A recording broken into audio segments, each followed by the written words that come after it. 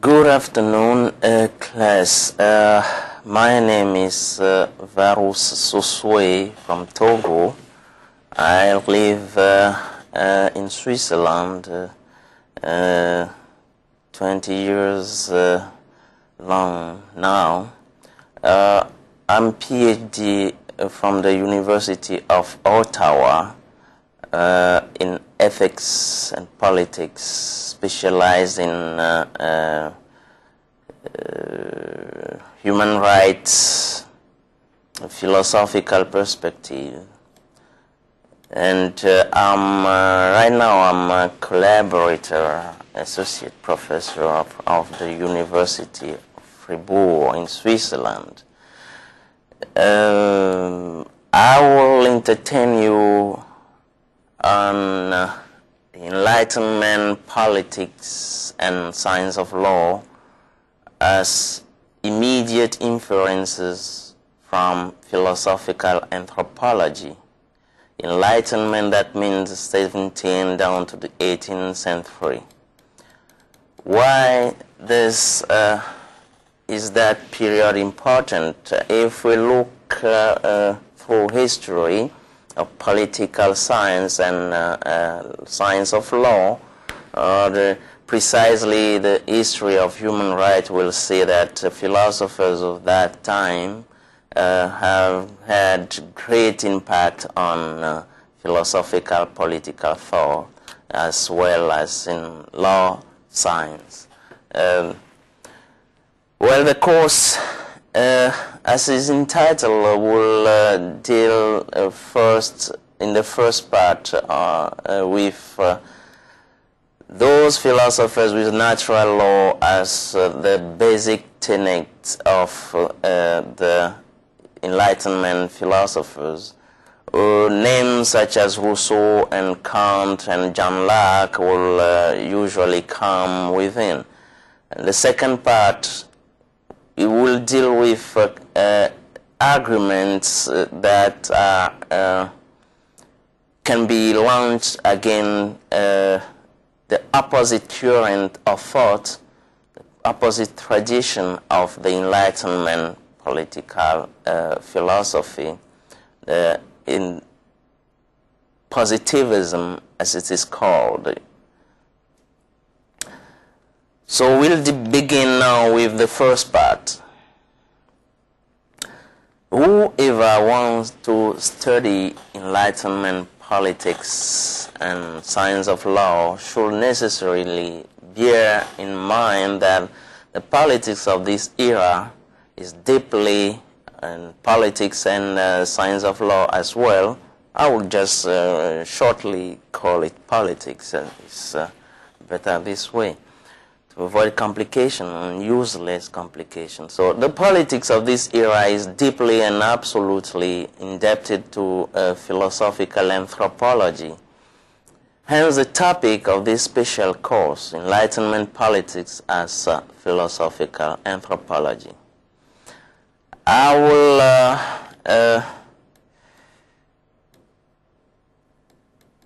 use the term Enlightenment philosopher to include John Locke, Jean-Jacques Rousseau, and Kant, Immanuel Kant. These are the three philosophers that have greatly influenced the Enlightenment period, where there are some others whose name will come through and through some time. Those philosophers have edified their doctrine so as to provide the most influential thought of the European political culture from the 17th, 18th century down to our times. And no student of political sciences ignore the major event of the European Enlightenment era, the French Revolution and the doctrine of human rights.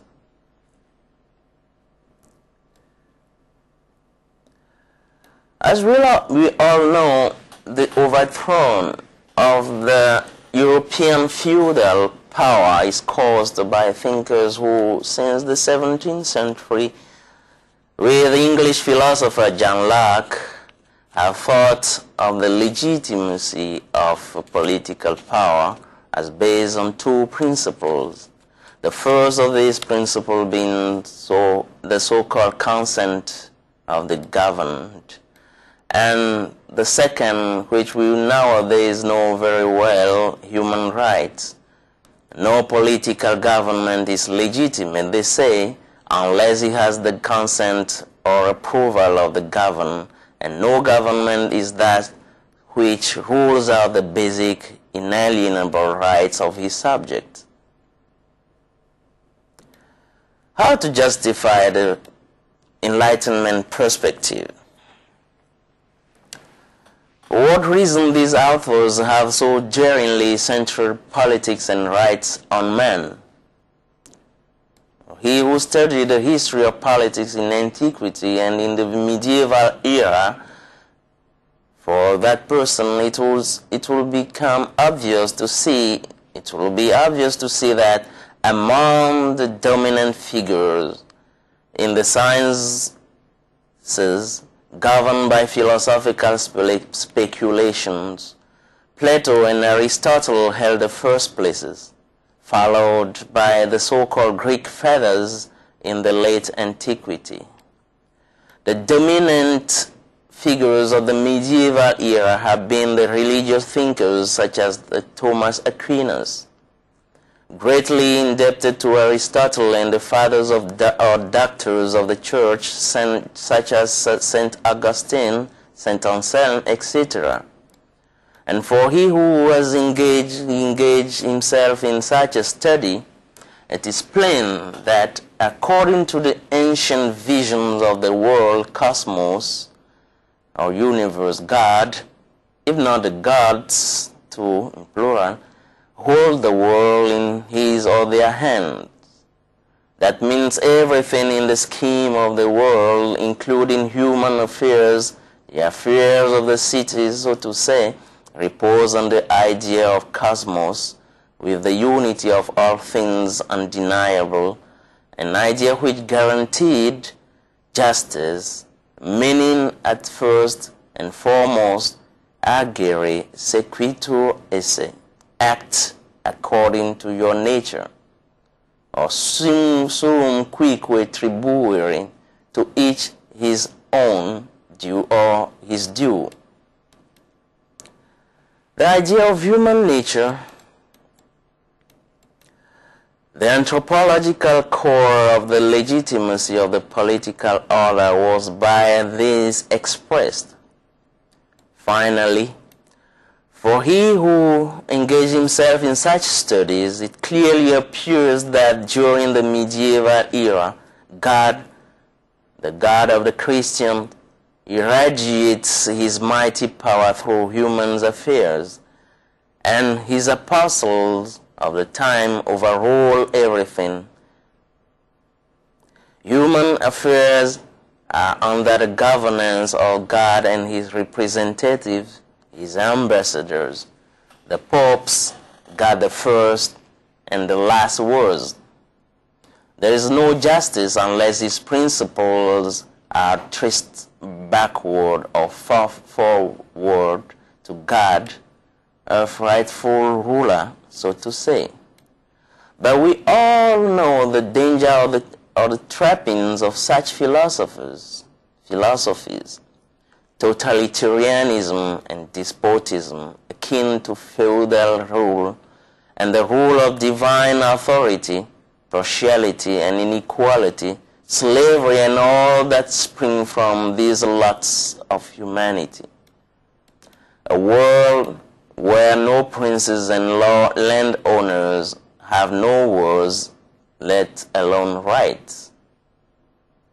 It is thus against these flaws of humanity that the Enlightenment philosophers rise up and spread their thoughts. According to them, the best way to eradicate the wrong is to provide the political order with a firm, that is, a strong basis, a universal principle, a scientific foundation. The only solution for such a flaw in the political order and as well the social order itself, that is, the private intercourses or lives of men, the sole solution then is to trace back the legitimacy of their rules to human nature, to the inherent freedom, not social, to the specific human dispositions. The standard of truth and right is to be found on what is intrinsically human so as to guarantee the respect of the dignity of the human being as much as possible.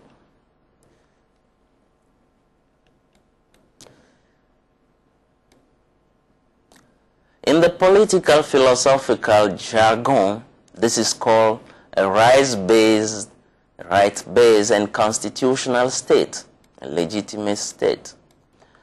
Government, to be legitimate, is to base his governance on the consent, tacit, that is implicit or expressed, of the governed. I was saying, and I will not. This principle will come back very often. The concept of the consent of the governed, and we'll find out that John Locke, even radically than Rousseau, have expressed this kind of thought.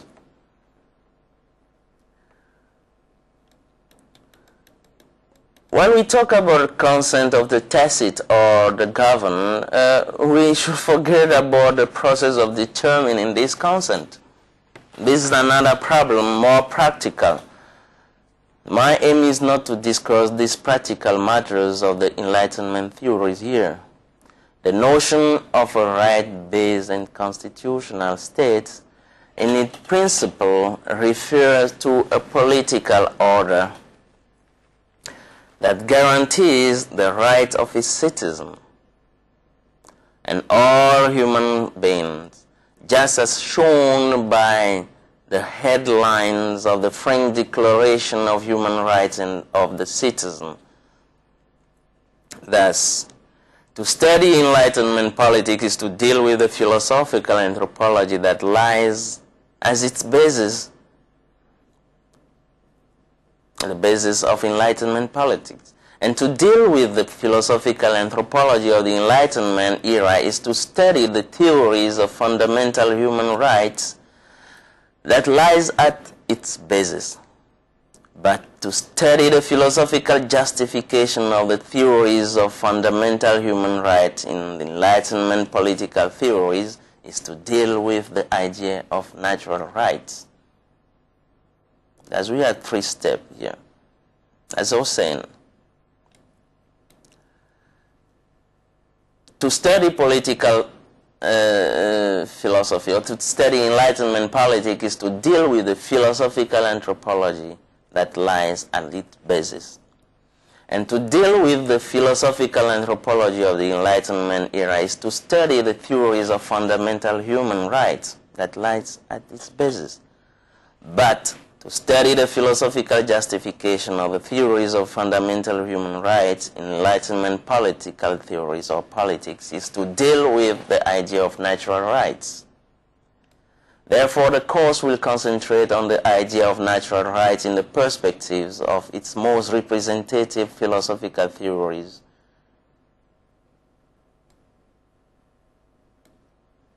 A brief historical recall. In the history of politics, the idea of freedom and equality of all men is not new. It is far from being an invention of the Enlightenment philosophers.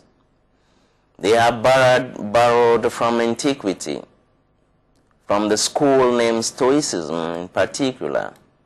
The Stoic school, or Aristotle too. The Stoic school has been the first to theorize and put into practice the cosmic vision of the world. In their ethics and politics, even in their logic, more adequately than even Aristotle himself. Here we should say that the Greeks are indebted to the thoughts of the ancient Egyptian thinkers. That is, the ancient black Egyptian thinkers of the Nile Valley. The founder of the Stoic school was a black man. His name is Zeno of Citium, which is surprising because there is almost no mention of it, if not any mention of it, no mention of it in history of philosophy academic. The Stoics have been the first to propound the idea of inalienable freedom of equality among human beings, including the equality of men and women. The injustice of slavery. We remember that within the framework of Aristotle's politics, slavery owned a particular place is justified, and thus equality ruled out among men. For the Stoic, however, there is no such thing, and it cannot be otherwise, since the main principle of their philosophy is enunciated: live according to your inward nature so as to be in conformity with the outer nature, that is the cosmos. They went so far as strongly emphasizing this principle as to hold for true the idea of community of men and women. Men and women should share themselves as one should share goods. Men and women indiscriminately should wear the same clothes, even, they say. This is for the Stoic philosophers. For Rousseau and Kant, for example, there can be no adequate justification of political legitimacy without the idea of fundamental human rights, I say. And this idea is based on the idea of natural human rights. To justify political order and social order is to rigorously provide a justification of the fundamental human rights, which is not possible without recourse to natural rights. This is, according to them, the most coherent way. In this perspective, showing that the inherent and intangible human dignity, or the principle of humanity, is the sole and unique principle, the arche, as the Greeks said, of these rights, is to discard the general conception of the critics of modern right and state. For according to them, human rights are based on the principle of equality and freedom. The reason why for the modern, called contemporaries, the reason why this conception need to be discarded is the antinomy or contradiction inherent to the principle of equal freedom, reason, and conscience. Though reason, freedom or liberty, and conscience constitute the human powers or faculties that help explaining the idea of human dignity, on the one side, they are known to be destructive and constructive as well. And on the other side, in view of their destructive capacity, they ought to be limited by a higher principle. The virtue of this latter is found in or grounded in the principle of humanity or human dignity inherent. The principle of humanity or human dignity will thus help the Enlightenment philosophers, at least the way we interpret them, to serve as the idea will help them, will serve as their idea of the regulative ideas in their philosophy of the juridical and political praxis. The concept of human dignity, I repeat, will help them provide politics and law science with a regulative idea. more thoroughly than reason, conscience, and so on and so forth. This principle does not only in itself gather and explain the other anthropological principle, it also calls forth some higher order principle called Cosmo Teleological principle. That means the order of the universe as aiming or as including within themselves, within itself, its order, a finality to be achieved. So the world is so created that nothing exists which does not serve the sole and ultimate end for which the world is created. This is what is called in philosophical terms Cosmo Teleological principle, or teleology, coming from telos, the end, the final end, or well, okay, the telos, the end, logical as a scientific thought or discourse. Cosmo teleological principles then. So it is a highly metaphysical principle, and this is one of the reasons why the modern or contemporary philosophy tried to eradicate such principle from the order of the foundation of politics and law. By anthropological principle, in Rousseau-Kantian perspective, we understand the principle of natural freedom and natural equality, the good nature of man, as Rousseau said, or with Kant, the malignity of man, whether the Kantian conception is to be opposed to the Rousseauian, we are not sure. The perfectibility of man. To end the list of such principles, one ought to add God or nature, as they say. These are the principles by which the Enlightenment anthropology with Rousseau and Kant are constructed. Come back to the principle again. We have the natural freedom and natural equality, the good nature of man, as with Rousseau, or with Kant, the malignity of man, or for both of them, the perfectibility of man.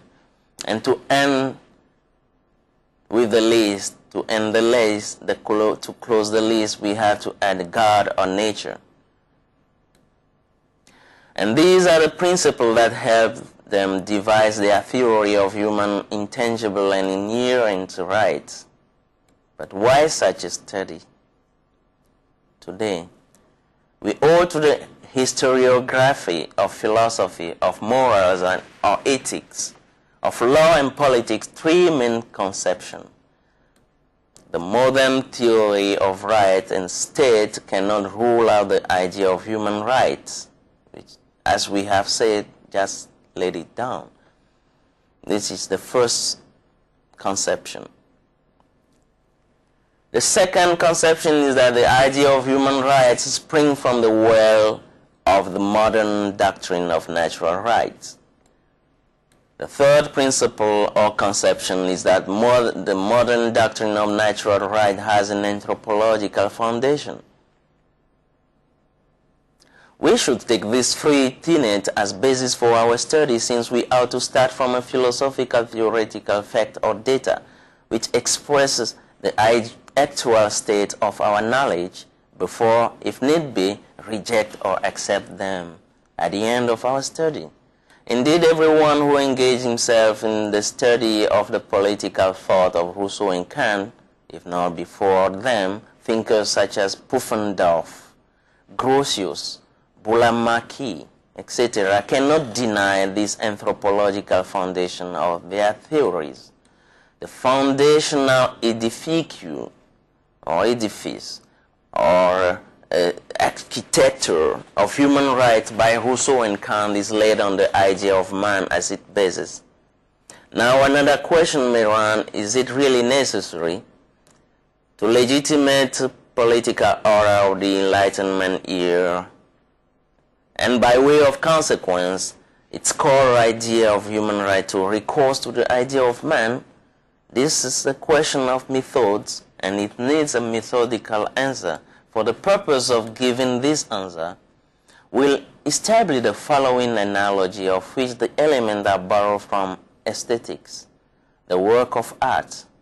An artist cannot do without what is called the intentional referent in the phenomenology,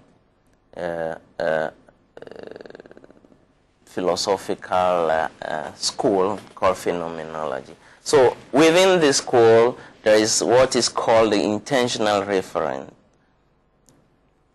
or referential. The work of art, or an artist cannot do without what is called this intentional reference or object in his creative process. His poiesis, that is practice, his creative process, necessarily possesses a correlative object. He ought to conceive or mentally represent the object of his poiesis, creative activity, before being able to actualize it, materialize it, or produce it in the outer world.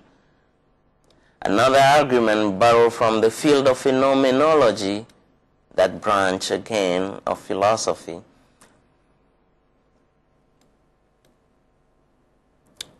is the following. Every noetical act, or every act of thought, every thought or process of thought, is unconditionally linked with an intentional object, which means almost the same thing like before, the so-called the noematical object, or object of thought. We have noesis, which is thinking. We have the noema, which is the object of thought, as object of thought, and nothing else. Conscience or thought is always and necessarily conscience or thought of something. It is said, therefore, it seems inconceivable to us to think of the Enlightenment politic as its core idea of human rights and as natural right, without thinking man, who is its fundamental object.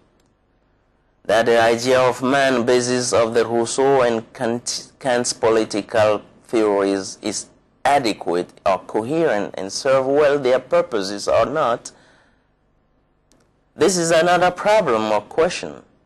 It goes without saying, therefore, that for Enlightenment political thoughts on human rights and precisely theory of natural rights to be sound, or that means coherent, and philosophical thoughts to be a sound philosophical thought, require an idea of man, unless they are void.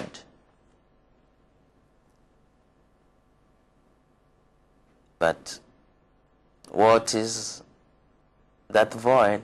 How can he look like? Is there any possibility to conceive of that void, a void? What will a void thought or thought of void stand for? My thesis consists in an approach of the crucial problems posed by a philosophical foundation of human rights. To say this is to implicitly recognize that there is a basic agreement at the stratum on the necessity, at the start, on the necessity of grounding human rights. But it is not to be ignored that since the antiquity, philosophers such as the Sceptic school, Parmenid of Elea, have always denied the possibility for man to reach any truth about the principle of things, not only practical but also theoretical, gnoseological, gnosis, knowledge. It is not possible for man to unshakably ground, justify, or legitimate, I use the terms synonymous, synonymously, justify, legitimate, or ground his praxis or what he takes to be a true in the field of theoretical knowledge. It is that fully understandable to talk about foundational problematics here, since some attribute to human reason, capacities denied by the skeptic, and foremost, since among them some believe in the possibility of absolute justification, while some are more skeptical about it. Our thesis should have the form of a question. The term foundational problematics, moreover, are apt to the point, since some decades ago, experts in all fields have been talking about a crisis of foundation, a datation which seemed to ignore the skeptical debate in the antiquity. The notion of foundation or principle, arcade or metaphor borrowed from the science of architecture, signify that upon which relies rest or repose, an order or an ensemble, a body of knowledge fundamentally. It means that the sort of thing, that entity, so to say, whereby the existence of another thing is explained, can be explained, or that which brings to existence another thing or gives a sufficient reason for the existence of this thing. Distinction between foundation and principle, though not clear-cut, the two being used often synonymously, there is such a distinction. The first is that foundation general principle. It's a general principle on which rests a system of a metaphysical or religious world, or any other system of thought in general. The second is that foundation is a special principle, or the principle is a special principle. Foundation is a general principle on which rests a particular discipline or science, which is principle.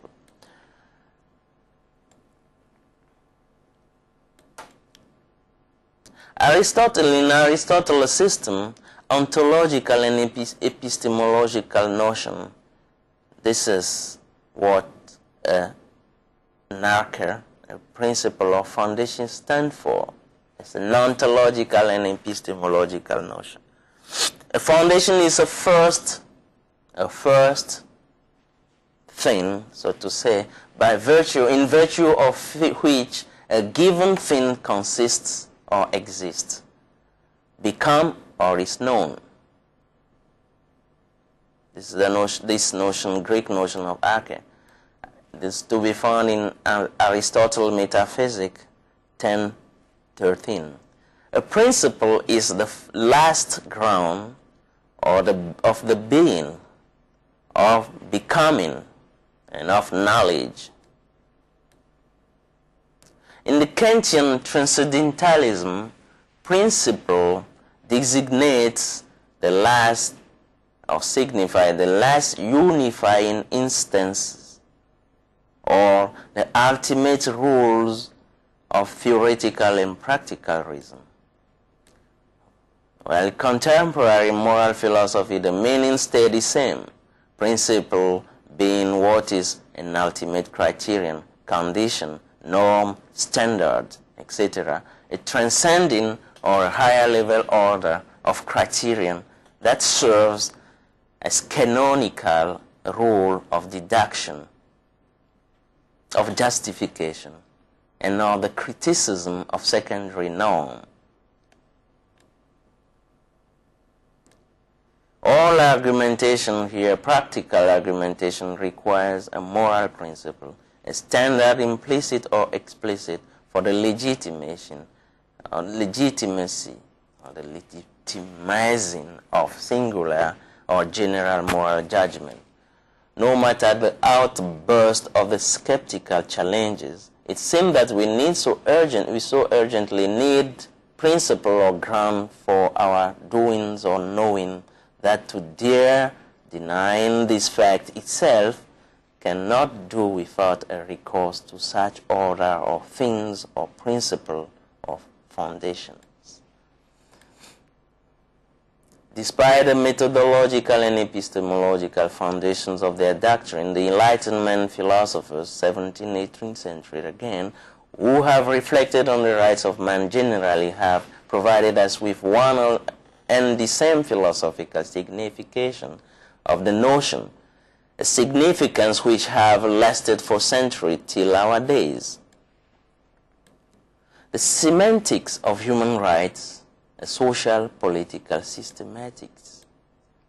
In the context of the systematics or systematization of social political philosophy,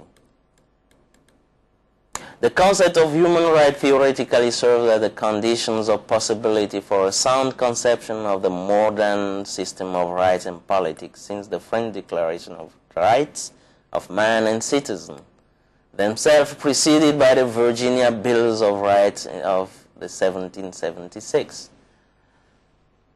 Since that revolutionary era, human rights have helped legitimizing all states of rights and constitution worth the name. On the standpoint of law and philosophy, human rights are the most important normative principles and serve as universal conditions of the reciprocal recognition or acceptance of persons living under or within the one and same society. The second principle, human rights, a principle by way of which a legitimate state worth the name forms and arranges or organizes the social political space. In all human rights documents of the UN, especially in the preamble of the Universal Declaration of Human Rights, it is established that the respect of human rights and of the inherent dignity of the human person constitute the foundation of freedom, of justice, and of peace in the world. So, for example, the didactic document entitled "What are Human Rights?" or "Human Rights Stand For," what human rights stand for, and Human Rights Questions and Answers of the United Nations. Third, human rights stand for the sine qua non conditions of human coexistence, conditions where of the absence of which break the ground for any justification. So they are the sine qua non condition of human rights, since they really effectively provide society a foundation with the foundation of liberty or freedom, since they are conditions of which the observances guarantees or ensures justice and peace in the world. What are the inferences to be made from these 3 points? All human beings have right to claim for these conditions before and independent of any concrete action, individual or political. The first inference. The second inference is, as right to be claimed for, they belong to every man qua man, to every man as such. The third inference is that they have the following qualification: they are innate, that is, people are born with, or they are natural, that means they are not social, inalienable or inviolable. This is the reason why the preamble of the Greatest Declaration assumes them to be natural, inalienable, and sacred rights of man. And this is also why the state parties declare, or the United Nations declare, it can be assumed, generally assumed, that the rights of man properly belong to the human nature, and that in their absence it is impossible to live as true human being. Human rights and the fundamental liberties, their declaration continues further, enable us to fully develop and make use of our qualities, our intelligence, our talents, and of our conscience, and to satisfy our spiritual aspiration and the like. They are based on the exigencies or urgency more and more affirmed of man to see his dignity and his inherent worth respected and protected. Well, we'll be giving now some illustration of the pertinence of this declaration. The first is that the conditions of the usage of exercise of freedom. The exercise of freedom is subject to the following preliminary conditions: life and physical integrity. That's the systematic second article of the Universal Declaration of Human Rights. The end of all political association is the preservation or conservation of the natural and prescriptible rights of man. This is our translation. This is expressly established in the French Declaration of Rights of Man and Citizen. See Article 2nd, les déclarations des droits de l'homme et du citoyen. Therefore, the primary objective or aim of law is to protect the lives and the physical integrity of those who compose the body politic, both against the social agents and the state. But because life and the physical integrity of social agents constitute the primary conditions of the exercise of freedom, the corresponding right of man is nothing else than the inviolability of life and of the physical integrity of man.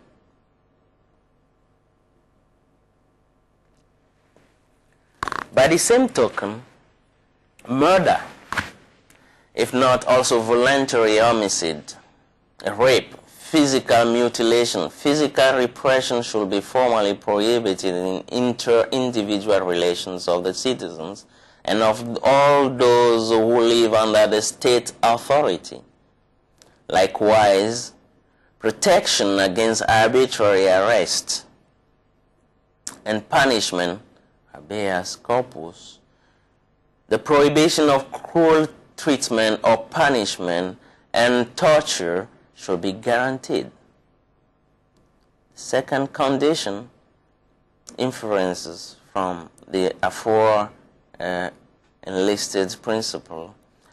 The second condition is the acquisition and use of private property. Private property is the responsibility to use things for oneself. It constitutes another condition elementary for the realization of human liberty. For this reason, it is necessary for man to acquire property, private property. Even if the idea of a right of man as such has a lacuna, lacks a precision on the mode of acquisition of private property or on the nature of private property, the quality and on the quantity of things to be acquired, even if the idea of right of man lack such precision, the necessity of private property remains peremptory or unconditional. It then follows that the idea of rights of man require the possibility to own property and the public protection of these things.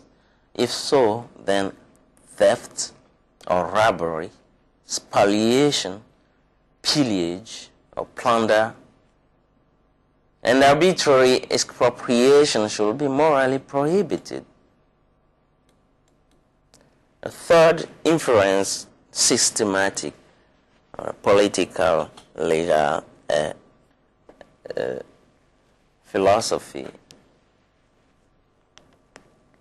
of a human right, of law, right, and the state will be the third one with the following: the condition of political participation,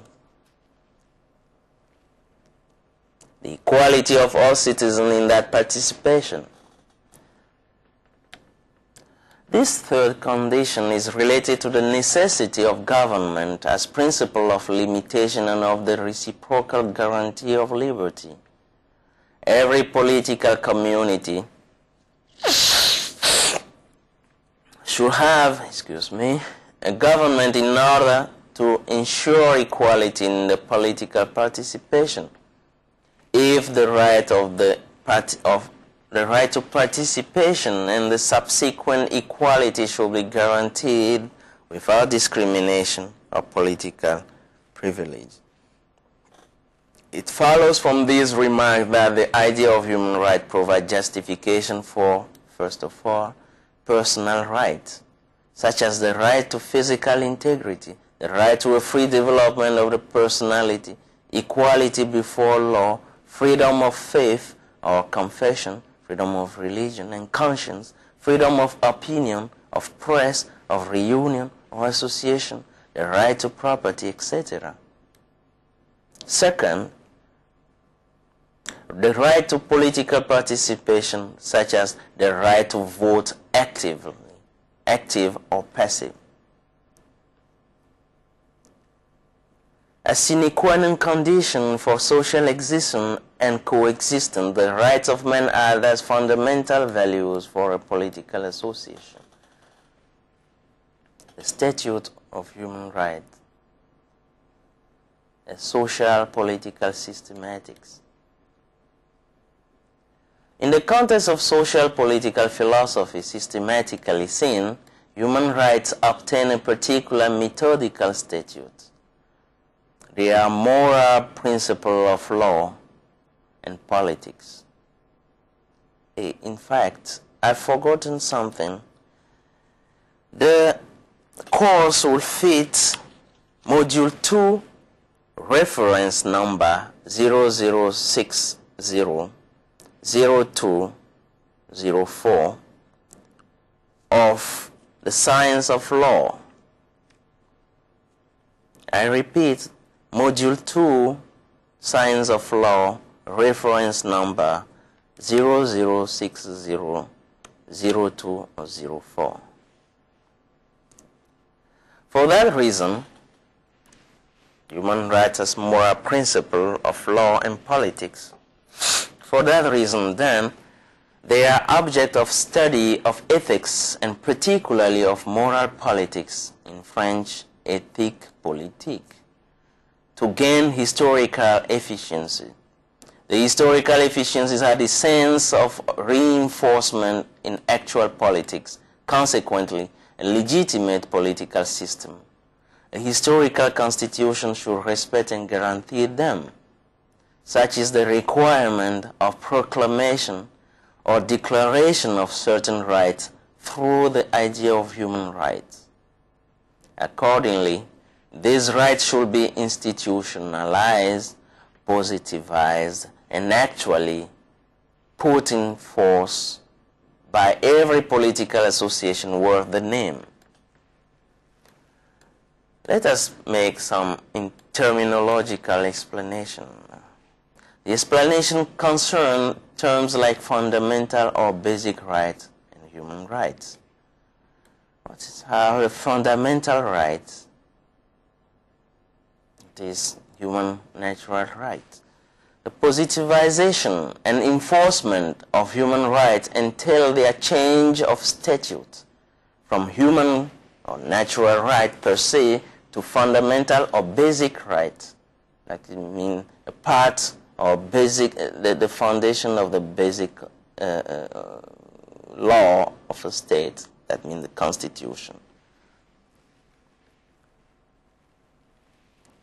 When human rights or natural rights are positivized, recognized by a constitution or a legal political system, then they become fundamental rights.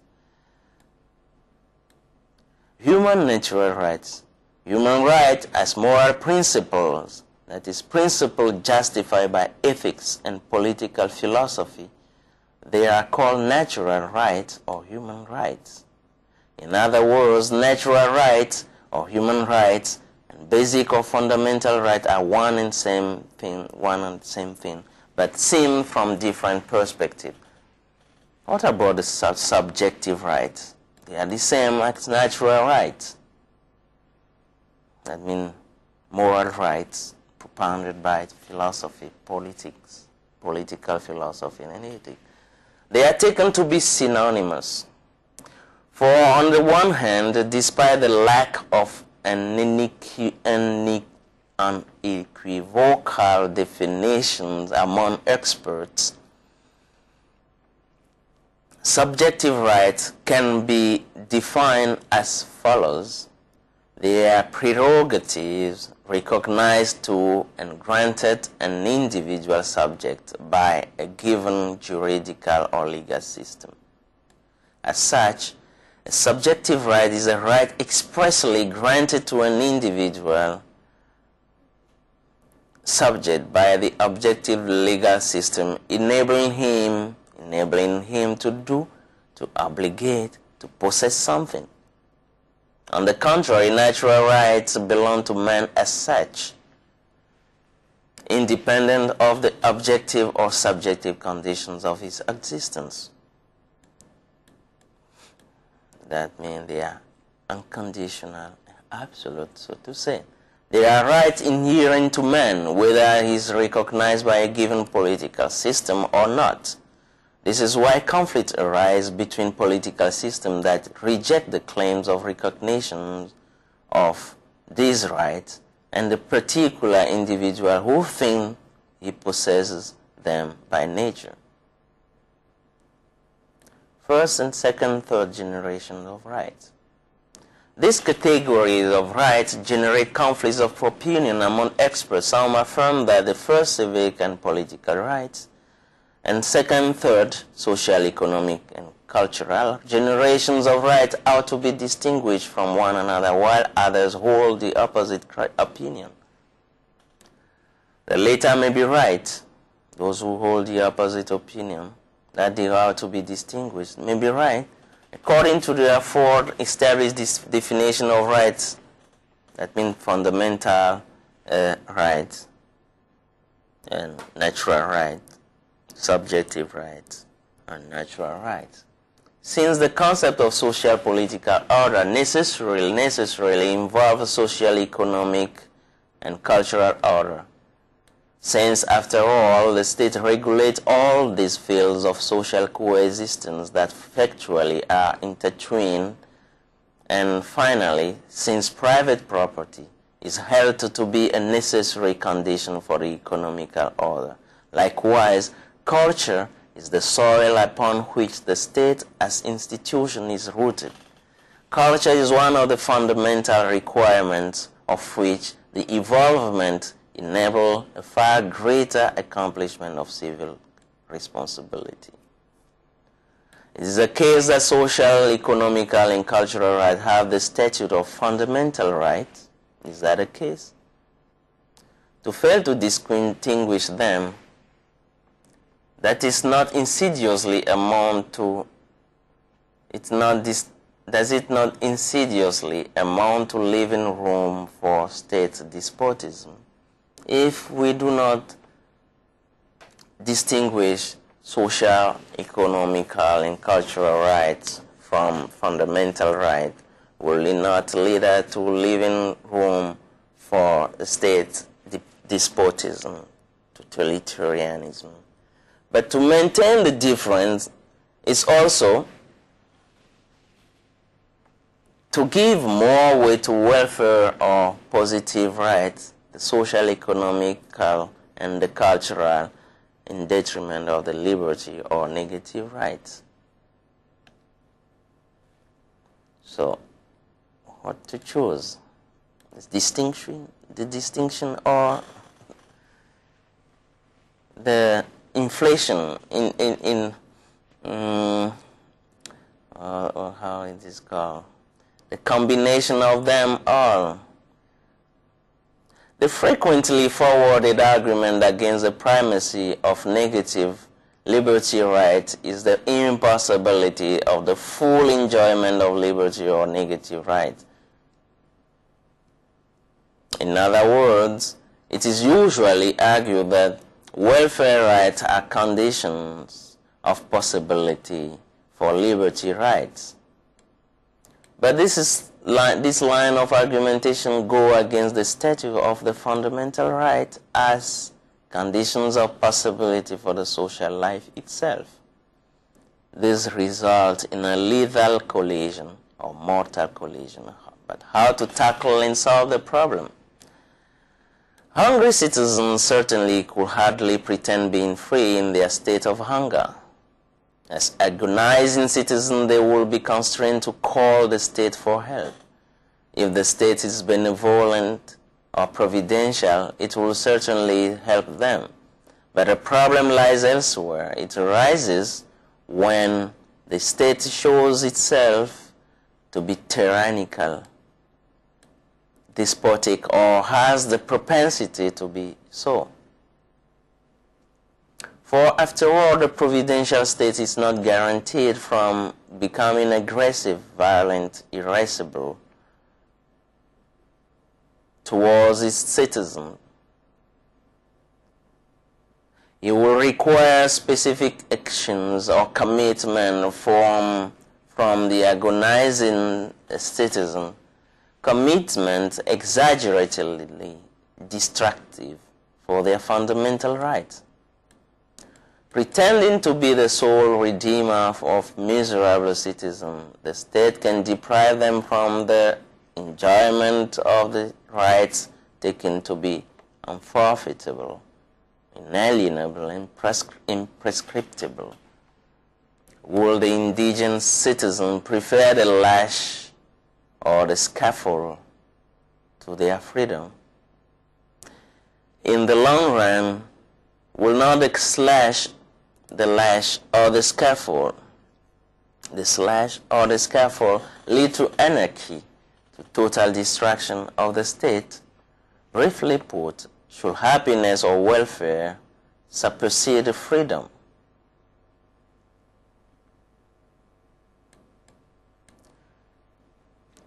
So we have come to the end of the first part of the course. I remind that I have to remind people that, to remind the class that, or people who organize the course, that this course is to be included among the courses or lectures of Science of Law, and Module 2, reference number 0060-0204. Science of Law, yeah. Reference number 0060. Such is the end of the first part of the course. I have been so fast that I finished half an hour before. I could have